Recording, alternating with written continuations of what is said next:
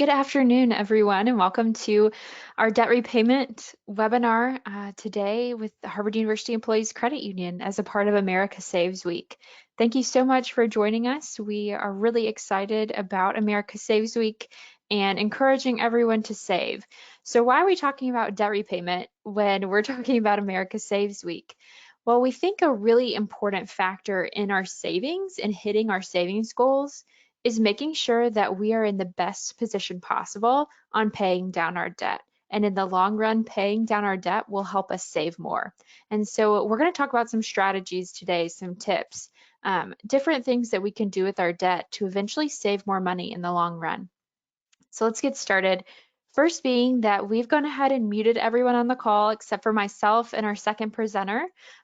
Just that way you can hear us and hopefully not hear any of the background noise. So if you need to eat your lunch, if you need to wrangle children in the background, that's totally okay. Whatever you need to do can happen.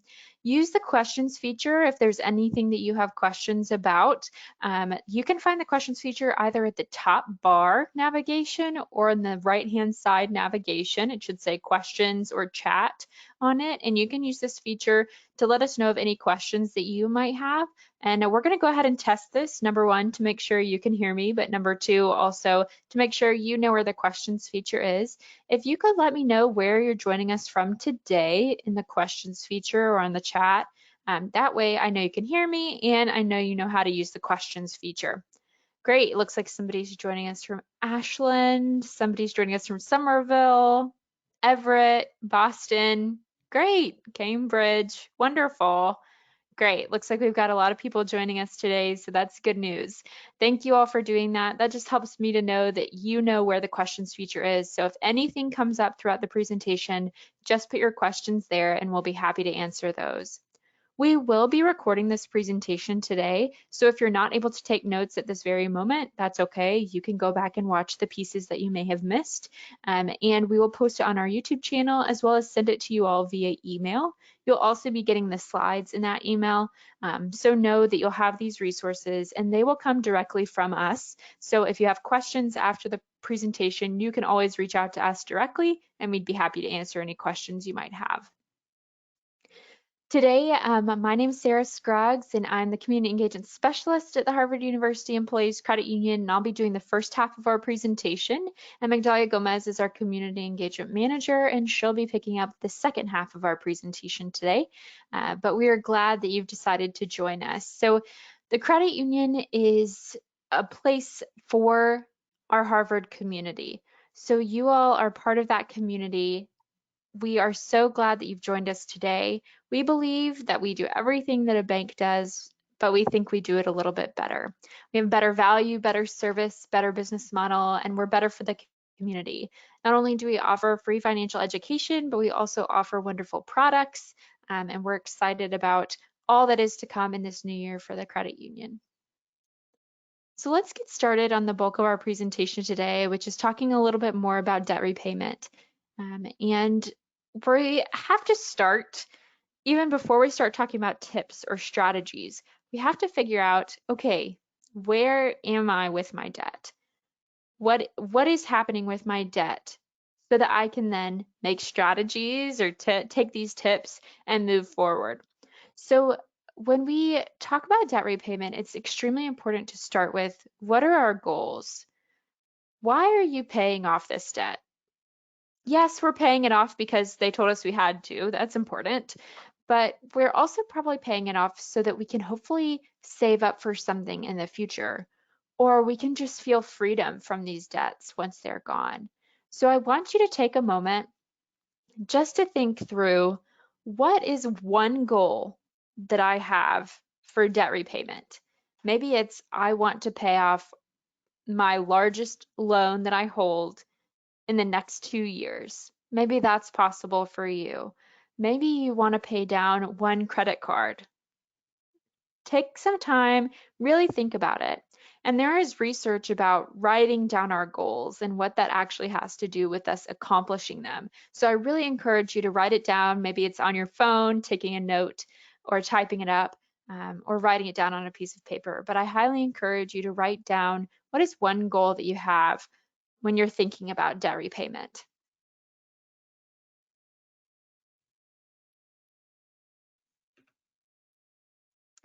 And maybe you don't have a goal in mind just yet with debt repayment. You're just like, I just want to pay off my debt. This is a great resource to use, our Aligning Priorities workbook in partnership with our partners over at Greenpath Financial Wellness. They've put together this booklet, and this workbook really leads you down a path of figuring out, okay, so this is where I am right now. How can I match my priorities to what I want to accomplish in the future, or even what I need to focus on right now? And we'll be sure to send this out within the email that we send you tomorrow. So don't think that you have to go and find this on your own. It is on our website, but we'll send you this link tomorrow so that you can learn a little bit more about this workbook.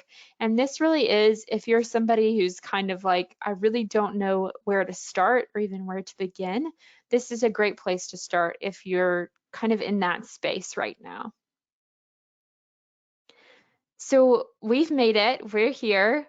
We're here to learn a little bit more. The first thing that we need to do when we're thinking about our debt is actually figure out exactly what we owe.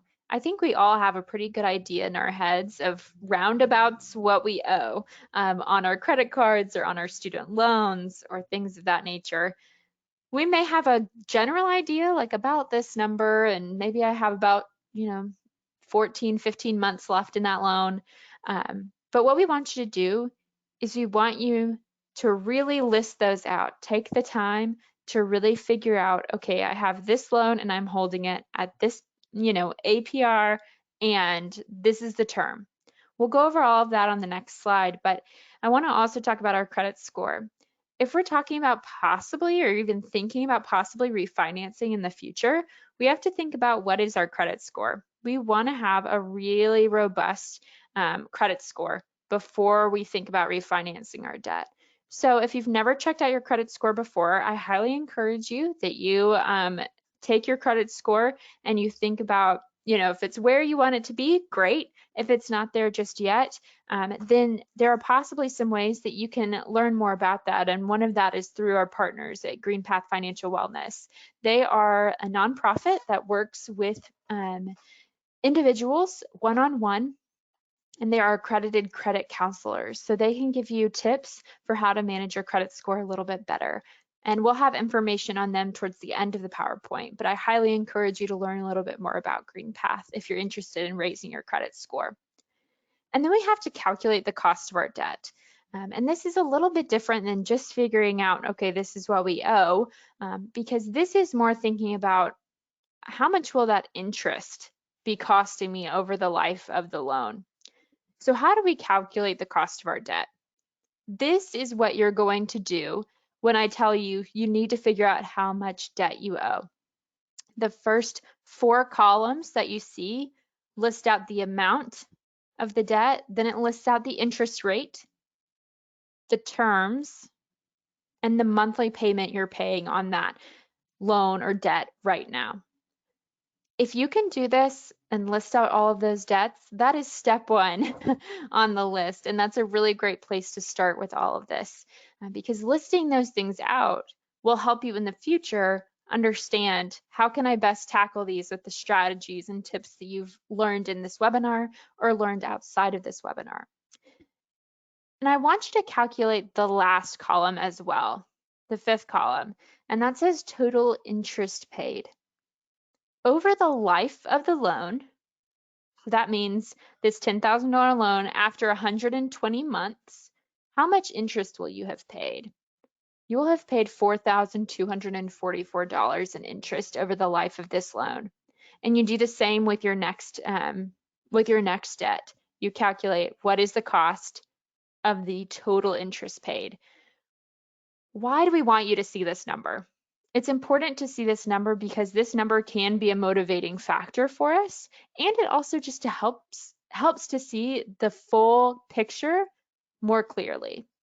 Because if you're just saying, okay, I'm paying $119 a month on this particular debt, that doesn't give you the full scope of what you're paying over the life of the loan.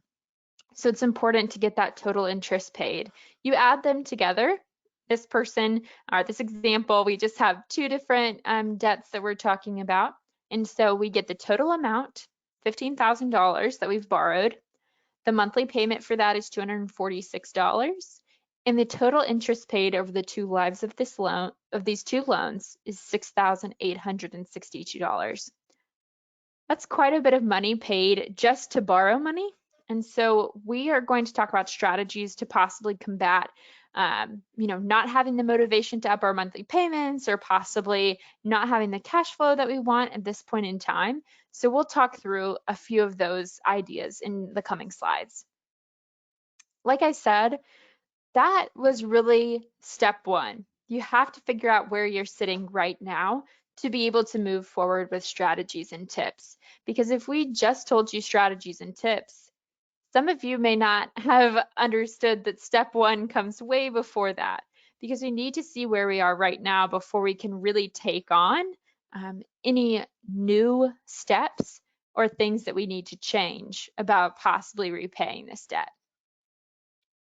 So there are two very common methods that we are very familiar with here in New England, and that's the Snowball and the Avalanche Method. And we'll talk about Snowball first. Snowball will focus on the smallest amount of debt that you carry. So let's say that you have 3 different debts, and you have a $10,000 debt, you have a $15,000 debt, and you have a $2,000 debt. With this method, you'd specifically focus on that $2,000 debt. You're focusing on this because it's the smallest amount of debt. Why are you doing that? So you're doing that because there are some people, much like myself, to be honest, who are very motivated by reaching goals. I love reaching my goals, checking things off a list. I have a task list every day that I love to check off, and I feel extremely accomplished when that happens. And that will push me further towards actually reaching my larger goals. We take on big projects at the credit union. Those things don't just take a couple of days. But for me, if I'm able to break it down into smaller goals, I'm able to stay motivated to then reach the larger goal of it all. And so that's really what Snowball is focusing on. It helps our mind to realize, hey, I'm accomplishing something, because you're focusing on the smallest amount of debt, and then you're moving on after that to then take on the next smallest amount of debt. The first thing that needs to happen is that you have to make your minimum payments on each debt monthly. So even though I said you're focusing on the $2,000 debt, you still need to make your minimum monthly payments for your $15,000 and your $10,000 debt. That still needs to be happening because that's impacting our credit score. But then let's say you realize from your budget, I have about an additional $25 to put towards the debt. Make that extra payment on that $2,000 debt. Focus all of that additional payment right on that $2,000 debt. When you finally paid off that $2,000 debt, you'll move on to the next smallest loan debt. And hopefully by checking these things off the list a little quicker, a little sooner, you're able to feel accomplished and motivated to take on the next big steps in your debt journey. Then we have the Avalanche Method. So like an avalanche, you're starting with the largest, okay? You're starting at the top. You're gonna focus here on the highest interest rate. So not the largest amount of debt, but the highest interest rate. Okay, so in our previous example, we said there was a $10,000 debt. Here, I'll go back. In our previous example, you see that the amount of $10,000 has a 7.5% interest rate. We've got the $5,000 debt that has an 18% interest rate. And so in this example, we'd be focusing on the $5,000 debt because it has that 18% interest rate. So why are we doing that? Why are we focusing on the highest interest rate? For Avalanche Method, this is for people who are motivated by saving money. Because by focusing on the highest interest rate, if you're able to put that additional payment that you have directly towards the highest interest rate, over the life of the loan, you're going to be saving money on that total interest paid. the last column on the calculating the cost of debt slide. And so this can be difficult though, because sometimes those can be our largest debts, or those can be debts that are extremely large. And so this isn't always the best plan if you're highly motivated by kind of checking things off the list, and highly motivated by reaching goals. Just like with Snowball, you're making your minimum payments on every single one of your debts. But any of those extra payments you could possibly make, you're putting towards the highest interest rate. And then when it's paid off, you move to the next debt with the highest interest rate. So the next highest interest rate would be next. And so if Avalanche can save you money over the long haul, why would we ever recommend the Snowball method to anyone? Well, if we aren't motivated to actually accomplish the goal, like let's say we try Avalanche and actually we've not been making that extra payment on the highest interest rate because we're just like, I'm never going to pay it off. I'm never going to make it to the finish line. And so we've decided, you know what, I'm pulling that extra payment, and I am not even going to think about my debt at this point. I'm just going to set it on auto. That's not going to save you money in the long run. And so we want what will help you accomplish the end goal, which is paying off your debts. So that's why we have these two different methods, because they work in different ways for different people. Maybe you're more of a visual person. For a debt snowball, you focus on the smallest amount of debt. For debt avalanche, you're focusing on the highest interest rate. So you see that those two things are just a little bit different. And it's a good thing to remember. Snowball goes from really small to big, hopefully, and then debt avalanche starts very high. So when an avalanche comes, it starts high on the mountain, highest interest rate. And we want to show you that it's important to remember that a little bit goes a long way. I just gave an example of putting an additional $25 towards your debt, and I want to talk a little bit more about this. When we're talking about extra payments, we don't mean, okay, you have an extra, $2,000 in your budget per month. That's probably not the case for most of us, but we possibly could save $10, $15 every month to put towards our debts. So we want to show you an example of that. This is a $10,000 loan at 7%. Your monthly payment right now is $200. Over the life of the loan, you'll pay $1,858 in interest, and you'll have this loan for 60 months. So let's say we just have an additional $25. We've found that in our budget that we can put that $25 towards this $10,000 loan. So now our total interest paid goes down about $250. That's an additional $250 in your pocket. And what we want to point out too is that for 8 months, you won't be paying that $225. For 8 additional months, you won't be paying that $225. And a lot of times that time is what's actually going to affect us, because that's when we can move on to our next debt and start paying that down aggressively. What about if we just round up to 250? We don't really love the number 225, so we round up to 250. What difference will that make? About $400 worth of difference over the life of the loan in interest paid, and you'll be getting back about 14 months of not paying this particular loan. That's pretty nice to have that time that you can then look at your budget, reevaluate, move your money to the next debt that you possibly have on your list. So it's important to think about this not just in terms of total interest paid, but also thinking about the time that it could take.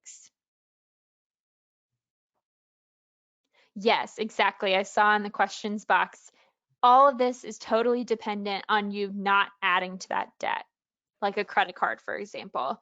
100%, you're exactly right. When we're talking about these in particular, probably some of these examples could be more like a personal loan, or possibly like something the sort of a car loan, things like that. But with credit card debt, that is an extremely important point to make, is that We have to be focused on paying down our debt, not adding additional debt to it. Absolutely right. And I'm actually going to throw it over to Migdalia to start us on step 3. Thank you, Sarah, and thank you for that member who brought that up, that point. And one of the things that's really important when it comes to debt repayment, and Sarah talked a little bit about it at the beginning, but I think this is a good segue as I continue to my section, is having our financial goals in mind, because that's going to help us stay on track. And as part of that, another recommendation is having emergency money set aside, even if it's $500, $200, having something set aside, because life is going to happen. So part of your debt repayment strategy, even though we won't go into much detail during today's session, but just it is important, is to have money set aside, because what tends to happen, especially with debt repayment, is we focus on accelerating our debt. Maybe we're making $200 payments, but then something happens, we don't have the money, and then we use the credit card again, or we take out another loan. So we're back in the starting point, and that tends to have a very negative impact on our mentality when it comes to debt repayment, and it may make us feel stuck, and we don't want to feel stuck. So one of the recommendations, Sarah did mention aligning priorities. We have a couple of resources, additional ones that we'll share in the chat and also on our website. Is even let's go through as you go through your budget. Let's say that you have that $200 that you can put aside towards debt repayment, but your emergency savings isn't as good as you'd like it to be. Maybe instead of putting the $250 towards debt repayment, maybe you decide, okay, I'm only going to put $200 towards debt repayment, and I'll put the $50 towards an additional $50 towards building that emergency fund. So even though you're working on debt repayment, also try to increase your emergency fund, so when life happens, you're not having to dip into it, and therefore you're not having to add on additional debt. So thank you again for that comment. So now that we have an understanding of really what our financial goals are, what is driving us, we know how much it costs to have this debt, we have a better understanding of our financial personality and whether Snowball or Avalanche will work best for us. And Sarah gave us those little tips of, okay, if you can put an extra $5, what does that save you in time or in actual interest paid? We're going to talk a little bit more about just some other options. And we did get a couple of questions about refinancing, and that's what I will talk about as well. One of the first things that we recommend is knowing what your situation is going to be and possibly just talking with your lender, especially during these times, during pandemic COVID times. A lot of lenders have put on additional repayment options that are available to their customers, but typically you as a customer would have to contact them. There are some situations, some of these, some lenders may have already done prior, such as the ability to skip a payment. This is actually pretty common within credit unions. We do this at the credit union, where we allow members to skip a payment. And what that really means is deferring a payment. So let's say that I had a loan, I'll use a car loan for this example, but let's say that I had a car loan and my last monthly payment was going to be April of this year. If I need that additional cash flow this month, I may choose to skip that month and actually have it due the following month in May.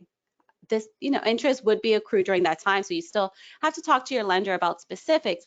But if you need that additional cash flow during that time period, during that month, that is an option to help. There are also interest rate reductions. This is a very common and popular strategy when it comes to credit card debt. I'm sure you have heard this in the past, and maybe you have, but haven't taken action.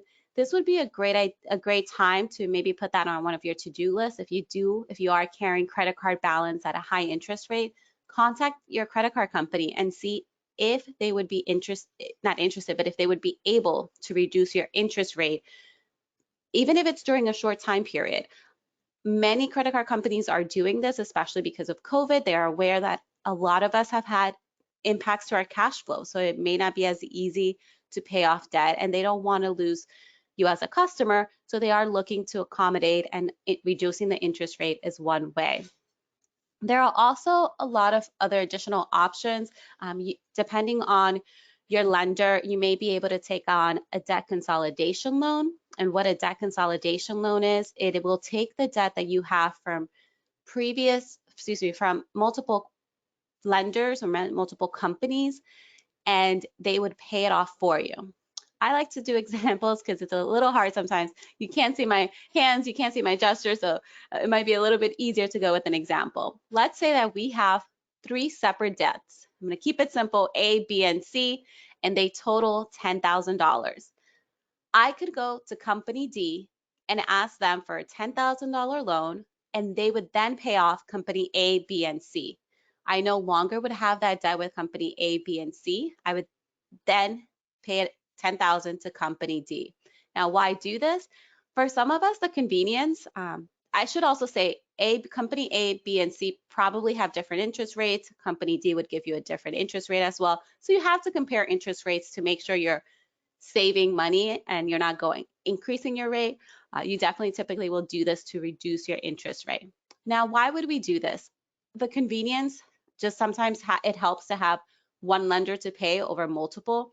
And this is another case where Sarah and I will give general information, but you are your expert. You are the expert when it comes to your money and your money personality. So you know if you do well with having multiple lenders, or if simplicity is a better approach for you. If you rather have one lender that you pay things off to, then a debt consolidation may be a good option for you.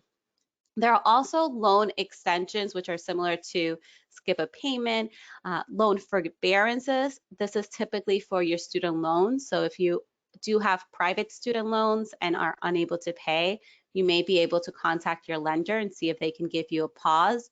However, that interest is accruing. I do want to emphasize that is for private student loans. Right now, the federal student loan rates are at 0%. So we do not recommend taking those out of the federal government because you're not going to be able to get 0% with private lenders. So for federal loans, if you are at 0%, definitely want to keep those. They will be at that rate for a couple of more months, and then we shall see what the new administration will do with student loans. Another option that you have is, and I would even say so much options. What we're saying here is we want to make sure that you realize that even though it is debt that you have with a company, strategy is no longer working for you and you truly are trying to pay it off, contact your lender. Many lenders, and I'll speak for us at the credit union because we are member owned, we are not for profit. We do this all the time. If our members are struggling, we want to help. So if you contact us and say, you know, this is my situation, I've done my budget, this is how much I can pay, what are my options, someone would work with you. And we aren't alone in this. There are many other institutions that would also work to help you. Just want to make sure you're speaking to someone that has essentially the authority or can go speak to someone to get your loan modified or your credit card interest rate adjusted. And as always, keep a paper trail. You want to make sure you know who you spoke to, when, and if any adjustments are made, make sure you get that in writing. Just in case maybe someone wins the lotto or retires and they're no longer there, you want to make sure to have documentation to show that this arrangement has already been made. So what about refinancing? This comes up a lot, and it's a lot of good questions that came up about refinancing. So please continue to keep those coming. I'm going to cover a lot of that during these couple of slides. Just want to make sure that we're all on the same page as to what refinancing is. Essentially, refinancing is taking debt from company A, and let's say it's at 10%, and bringing it over to company B at hopefully a much lower rate. So let's say that at that rate would be 5%. When you take the loan from company A, bring it over to company B, you have refinance. And why would you refinance? What are some of the benefits of refinancing? Well, there are many. The first one typically will be that lower interest rate. That is really why most people will do it. And right now is a great time to refinance. Our rates are low. And I say ours, I mean really all rates are low across the board because the federal rates are low. So what does low mean? If you have a car loan, anything above, I'd say 3%, definitely look into refinancing. If you have a mortgage, anything over 3.5%, 4%, look into refinancing. Student loans, if you have private student loans, it's a little bit hard to say what's going to happen with the student loan market because the federal loans are at 0. I would keep an eye out to see. But if you have a private student loan, anything over 6%, I would still look to see if you can get a lower rate, but keep in mind that it may change. I'm not sure which direction. It's one of those things we wish we knew, but we don't quite know what's going to happen in the future. I'm trying to think if I missed anything. Mortgages, credit cards. Yes, credit cards are another big one. If you have any credit card debt that you're carrying month to month and paying interest on, and the rate is anything over, I'd say anything over in the double digits, you can probably look to refinance your credit card debt or maybe do a balance transfer. I will speak very briefly on balance transfers. What a balance transfer is for credit cards specifically, it is another way of refinancing it. However, with a credit card, when you take the credit card balance from company A, bring it over to company B, they're going to give you an introductory rate, a balance transfer rate, typically at 0% or 1.99. It's typically fairly low for a set time period. Let's say 12 months, that's very common. So 0% for 12 months, I can bring my $10,000 loan from company A to credit card company B. This, in theory, sounds great. Great, I have 0%, $10,000 a year, I got this. However, in order for most people to be successful on balance transfers on a credit card, we have to go back to what we spoke earlier about, not adding additional debt. Some recommendations that we have for this is setting up before you bring that balance transfer. Determine, okay, what amount do I have to pay monthly so that I can pay off that $10,000 within that year and truly take advantage of that 0% interest rate. That would mean about $833 a month in this example. And if that's not doable for your budget, that doesn't mean don't do it, the balance transfer, but if you can do 500, 600, whatever it is you can, do that and be aware that after the 1-year mark, you will be charged a higher interest rate. However, assuming you did not add on additional debt, so maybe you didn't utilize the credit card substantially, maybe you just put a reoccurring expense. So maybe it's like a Netflix subscription or your cable bill.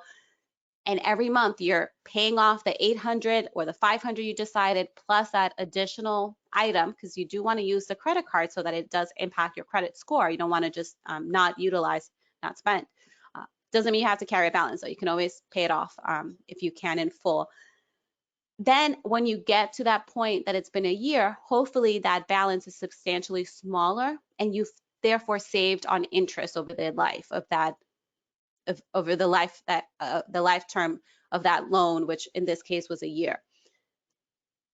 That really, in order for that to work, this is where not utilizing that credit card is going to be helpful. Unfortunately, what we have seen with balance transfers, and not just us, it's very common in the industry, many folks will say, oh, I have a year to pay it off, go into it not having automatic payments set up, not having calculated what those monthly payments would be to pay off the debt in a year. And then what happens is a year later, that $10,000 debt is actually now $12,000 because they kept using the credit card for other things. They didn't quite tackle that balance. And now the rate has gone up. So they're sort of the same starting point. So just really want to have a plan if you are going to go and do a balance transfer. Not saying that it's a bad thing. We're just saying, like anything else, you want to position yourself and give yourself as many opportunities to succeed. And for balance transfers with credit card, that means doing the math before. And one other thing with balance transfers, most balance transfers will have a fee. It might be 0%, and usually not so much that nowadays, it's usually like 2 or 3%, but you want to find out what that balance transfer fee is, because there may be cases that the balance transfer may be too high and it may not make sense for you to do it. Or sometimes we just don't think about it and that's an additional expense. But overall, with refinancing, you're going to save on interest. You're also going to save sometimes in time. Because you're saving on interest, you're going to increase your cash flow. There may be times that you're going to extend it. So it's just easier to show some examples. So here we wanted to show an example of taking a $10,000 loan, and let's say it's monthly payments of $200, and it's a 5-year loan or 60 months. If that original interest rate were 7%, you make $200 monthly payments, that means your total interest would have been $1,858, but you are able to refinance. And if you are in this case, you can bring down the interest rate to about 5%, saving you in this case about $1,323, and that is assuming that you keep it at 5 years. Or you have the option that if you are already comfortable making that $200 payment, you can pay more. So when you refinance, the lender is going to come back and say, this is your monthly payment. And that's great. You're like, awesome, I have to pay $189. Good. But you can set up automatic payments, and automating your finances is one really good way to make sure that you're on track for debt repayment. But if you set up that automatic payment, instead of setting it up for $189, go for the $200. Or as Sarah showed in her previous example, if you can do a little bit more, do that, because then here it's going to save you time and it'll save you interest. I also want to point out a couple of things here. There may be situations where your credit score may not be the highest, so it may not give you the lowest interest rate. I don't want anyone to feel discouraged by that. There are many resources. We're going to share some in the upcoming slide that can help you improve your credit score, and you can refinance multiple times. I have seen individuals that started with car loans at 17% and ended up with car loans at, I think it was like 3%. I've seen individuals refinance their homes multiple times. I've seen folks refinance pretty much most debt. If that is your strategy, that's a good way to save money. You can, to help you reduce total interest paid, always pay more so that you're reducing the terms. Because if I continuously extend the terms, like if I kept this 5-year loan going for 5 years, 5 more years, 5 more years, that's going to take a longer time. And even though your interest rate is longer, you may end up paying more in interest because you've extended it for such a long time period. And all this math, you don't have to do this on your own. Your lender can help. There are calculators online. We have some on our website, hbcu.org/calculators, where you can do the math. Some general things to consider, and I started talking about these, but we wanted to make sure that we all have it on one slide and can make sure we're not missing anything. And it's just a good recap too. You want to compare the type of interest rate. Right now, because the rates are so low, fixed is a good option. Fixed is a good option because the likelihood that rates will increase, it's probably going to happen. We don't know when, but it probably will happen that the rates will increase. So keep having a fixed interest rate that is currently low and having that for a longer time period is a good option. That is not to say that variable rates are bad, not at all. Variable rates could be a great option if you are able to pay off the debt in a short time period should the rate increase. For example, if I were to purchase a home and I went with a variable interest rate, but it's going to be a 30-year mortgage, I don't know what the rates are going to be in 5 years. And what if they increase from 3 to 10%? And there are laws, it would not go like that overnight, but just for the example. If that were the case, I would not have as much flexibility in my budget. That's 30-year loan, probably a little bit more risky. But let's say I have a $2,000 loan that I'm paying off. The variable rate is substantially lower than the fixed. And I feel good that I can pay this off in the next 2 years. And in most likelihood, I don't anticipate rates changing substantially between now and 2 years. They may creep up a little bit, but probably not substantially. That's a good option to look into variable. Because if the rates were to increase substantially, if it's around $2,000 and I have some money put aside, I could always accelerate paying that loan faster. Benefits, we talked a little bit about the benefit right now of the federal student loans being at 0%. That is a benefit that you would lose if you refinance federal into private. If you have any federal, if you have any mortgages and you have federal benefits tied to them, also want to consider that, because once they're with a private lender, it's as if you were renting a home, moved out, and that home that you had rented previously had in the apartment a dishwasher, also had laundry in the unit. Once you move out, you cannot go back and get those benefits. You can't go into your new apartment and then say, oh, I missed the old apartment's dishwasher, let me go back. You can't do that. And that's the same way when it comes to refinancing loans. Those other benefits, original benefits, once you've refinanced, you lose those. I talked a little bit about this before, the importance of credit scores. When it comes to your credit score, if your credit score is not in the top tier or maybe second or third, like if it's lower than you would like it to be, it may be worth it to put some effort into improving your credit score. And you can improve your credit score depending on your situation, probably within 2 to 3 months, longer if there are more things on your credit report. But it may be worth to put effort into improving your credit score before refinancing. But if the rates are so good and you can even get a lower rate than when you have, and you still think your credit score could increase, you can refinance multiple times. So don't feel that you're ever stuck in having to be at a higher interest rate. If you do the work, there are ways to be able to get a lower interest rate by improving that credit score. This is something, a debt management plan, some folks may have heard of. I saw a question that came in that I think maybe was referring to this, but I want to start off with the last bullet on this slide, what debt management is not. Debt management is not debt settlement. Debt settlement is, I have a $10,000 loan, I don't want to pay it in full, so I'm going to not pay it, be sent to a collection agency that will charge me more. And then after so many years, they might come back and say, okay, you owed 10,000, it's already up to 13,000 because you haven't paid and all the fees. Just give us 5,000 and we'll just, call it even. We'll just stop asking you for money. That might sound like a good idea, but that negatively impacts your credit score. It could impact underwriting, the process of which a lender would decide whether or not to lend to you, because now on your credit report, it will show that you did not pay that balance off in full. Debt management is completely different. Debt management is literally that. It's a plan to help you manage your debt. You would work with a not-for-profit organization that would be focused on helping you pay off your debt. They work with the lenders directly to reduce your interest rate. So think of it as refinancing, but you don't have to do the refinancing. The debt management plan holder would do that for you. And they provide financial counseling. So it's really a holistic way to get you out of debt. So why would you do this over some of the other options? If your debt is such that you're not able to refinance on your own, the lenders, you did everything we talked about, you looked at your cash flow, you contacted lenders, but even that, it just doesn't seem doable. And that's okay. We definitely have seen people in that situation. We don't want anyone to feel stressed.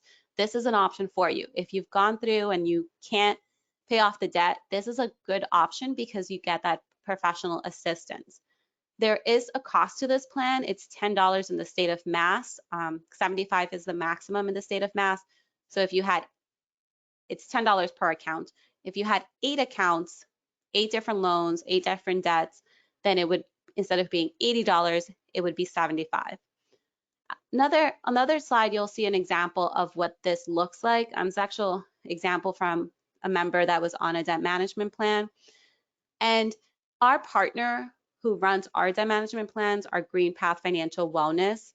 And essentially what you see here on the currently chart, this is how much the monthly payments were going towards interest. And that's the challenge with debt repayment. This is why a lot of us struggle with this. And it can be, unfortunately, discouraging because you're making these payments and it's like, wait, my balance is not going down. And it's because a lot of the payments are going towards interest, which is why we focus so much on trying to reduce those interest rates or using strategies that will help get the interest rate low so that the payments will go more towards principal. So with this member, so only $75, almost, let's call it 76, was going towards the principal every single month. Everything else was really going towards interest. They worked with Greenpath. Greenpath was able to reduce their interest rate based off of the relationships that they have with the multiple lenders. There was a monthly fee that service fee here is $50. So that means they had 5 accounts on the plan. But the takeaway is that their principal, more of their monthly payment was going towards principal.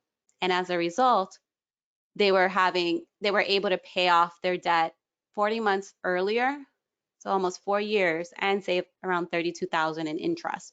So it's a really good option if you have multiple debts. Because it is a debt management plan, the way that it works, you would work with Greenpath. It's not instantaneous. It will typically have an effect on your credit score at first, but then with time it will bring it up. But Greenpath would receive, let's say in this case, actually, I'm not going to say for this case because I don't know what the actual payment was, but Greenpath would determine how much your monthly payment would be. You would pay that to Greenpath. Greenpath pays off your lenders on your behalf. As with anything, not adding on additional debt is going to be key, and that tends to be one of the requirements to be on these debt management plans. It is something you could always get out of if you wanted to no longer be a part of it, but it is a good option for those that may need a little bit more help, and there would be financial counseling throughout this process. We mentioned Greenpath a lot. We talked about just general credit help. All of that is here at hbcu.org/Greenpath. Greenpath will provide free credit, budget, student loan counseling, and debt management plan counseling. If you need any assistance, take advantage of this. It's confidential. It does not come back to your employer. If you want, we would just know who you are, but we don't check those reports because we don't care who calls. We care that people are calling. So if Joe Smith called, great, but we don't care that it was Joe Smith. We care that they called, that someone called and got assistance. So if you want, you can let them know that to share your name or just keep it confidential. We are more interested in you getting assistance than anything else. And they do have help in multiple languages and are available over the weekends as well and late nights as well. So what are the next steps? We talked about a lot of different things. I hope you all have pen and paper. If you have, if you'd rather do it electronically, that's fine. Just take a moment right now and say, what will be your next action? And as you're doing that, Sarah Mass, if you wouldn't mind just putting it on the next slide, but what would be your next step? So maybe for some of you, it's going to be check your credit score. Maybe for some of you, it's let me actually calculate the debt. Let me list out all my debts. Make sure that you take a moment right now and schedule something. What's your first step for that within the next week? What is one thing that you can do? And the other thing that we ask for you today is take a moment to complete a survey. Let us know your thoughts. How can we improve? What other sessions would you like to see? And Sarah did drop that in the chat as well.